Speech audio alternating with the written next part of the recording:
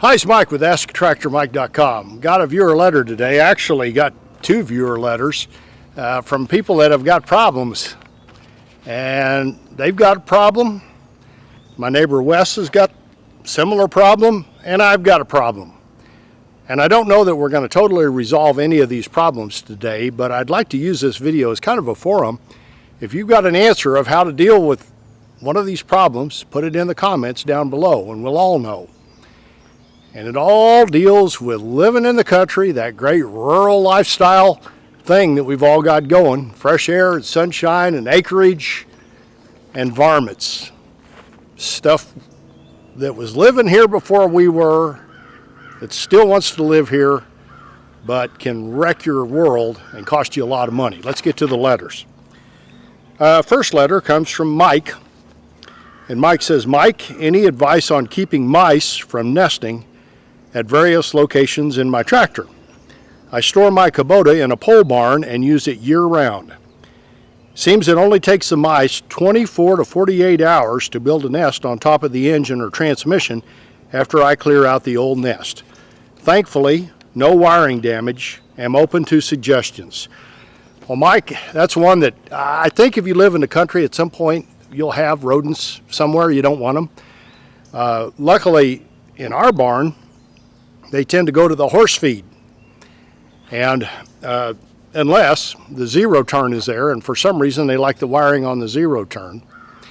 And I did a video on rodent damage a few years ago. You know, normally they'll come in, you know, when the weather's getting cold and make a nest. And then over the winter, they'll eat the wiring. That's when you got to be really get after them quickly, because when there's no food in the winter, they'll go after your wiring, and they can do a lot of damage to a tractor or a zero turn. Now, when I did my last video, and I'll post a link to it at the end, there's a substance that you can put around your tractor with a to say it has a pungent odor is a massive understatement. I opened it in my office and then prayed for death the next 2 weeks till the smell kind of went out. It's like a kind of a nice odor in moderation. It's like potpourri, only this is like the most potpourri you've ever smelled, like you wallpapered your house with it and you can't get away from it. And it would make, if I was a rodent, I wouldn't want to be near it. But that's the stuff I use. On the zero turn, it seems to have run them off. Now, if you look at the comments on the old video, and probably comments on this video, there's people that try mothballs, there's people that try bounce, those paper things that you put in the dryer. There's an electronic device that's supposed to run them off. And if you read the comments on the old video, and like I said, read the comments on this one too, some people have good luck with one thing and no luck with another. It's just the nature of the beast. You'll have that. The rodents, the tractor engine compartment looks like a nice big 2-story, 5-bedroom house for free. And so they're going to be there. Unless you have the problem that Debbie had, which I don't think is a problem, but I kind of laughed at it, and I shouldn't have. Let me read Debbie's letter. Debbie says, Mike, have you ever encountered a snake when you checked your tractor engine? Is there anything you can do to prevent them from being there? And I had this picture in my mind. You know, it's kind of funny when somebody sees something and gets jolted, if you're not that person, about when they opened the tractor hood. And it turns out it was Debbie's husband that did it, and I guess he doesn't like snakes. The rack really doesn't like snakes. And there was a chicken snake there, and I don't know if chicken snakes are poisonous or not. In our area, the snake would be a black snake. And I told Debbie, you know, in my mind, I'd a lot rather have that black snake there than mice. And I've got a black snake that frequents my barn, and when the black snake is there, the mouse population goes down, and I like that. And I know the black snake won't hurt anything, and he's just there to live life. But he's never been under my tractor engine, and I've never looked in there, and he's jumped out. That could be scary. It reminds me of a story. When I was working in the dealership world, I was in my office one day, and I heard hooting and hollering in the shop, and I knew something was going on out there. And you always, the shop guys had a good time, and sometimes it was harmless fun, and sometimes it was scary harmless fun, maybe not harmless.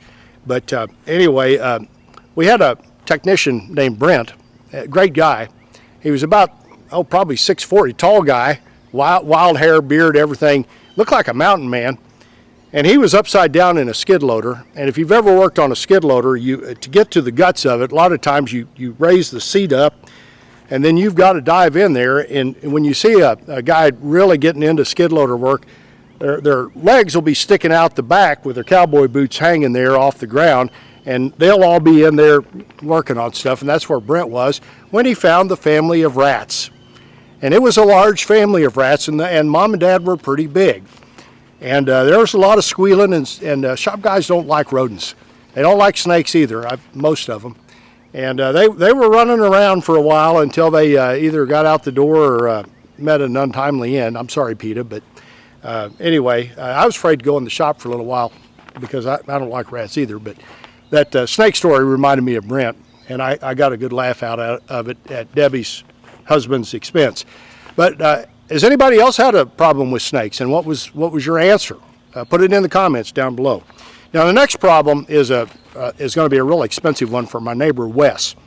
And Wes has been in some of my videos. We're good friends, and you may see him there. But he's got a really nice shed where he keeps his car and his truck, outbuilding, really nice. It actually started life as a basketball court for his daughter, and she's grown now, so he's using it to store his stuff in. And he had a varmint dig under the edge of that far back and crack the concrete, and the concrete's doing this. And he's going to have to spend a lot of money to have a company come in, drill holes down through the concrete, and pump stuff down there that brings the concrete up and then makes it solid. And I've had something start in on my barn digging under, and they didn't get very far, and I didn't have any problem with the concrete. But I don't know what that is. Wes is well armed and not happy. It's going to cost a bunch of money to get this fixed.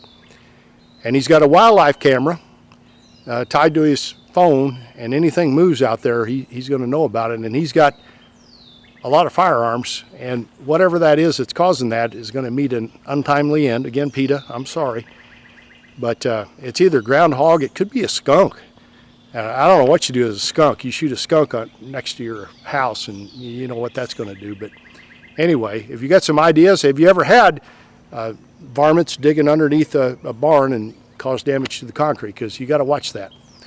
Last problem is personal, me. So I'm sitting in my office, which is a converted bedroom upstairs, and I hear doodle, doodle, doodle, doodle, doodle, doodle. And I'm like, that's probably a squirrel in the gutter. And I hear doop, doop, doop, doop, doop. Well, I get out and look in the gutter, and there's nothing in the gutter. The squirrel's in the soffit in the attic. I've got a squirrel problem, and it's more than one squirrel. And I've had some control measures that I've tried, and I'm getting ready to try another one that my neighbors may not like. But I don't know what to do about this. I went to YouTube and saw that a guy says what they do is they'll make a hole in the side of the house between the gutter and the, there's a name for that, I can't remember what it is, but just a small hole, and they'll go in there. Now, why in the world they'd be in there this time of year? It's hot outside. But they're there, and I got to get rid of them because I don't want them in there in the winter. I don't want to make a nest up there and having babies. So if you got any ideas about attic squirrel control, put them in the comments down below. But those are 4 different varmints, and varmints that were here before we were, but they're in our space now, and it's time to declare war. So if you got any ideas, put them in the comments down below. Thanks for watching.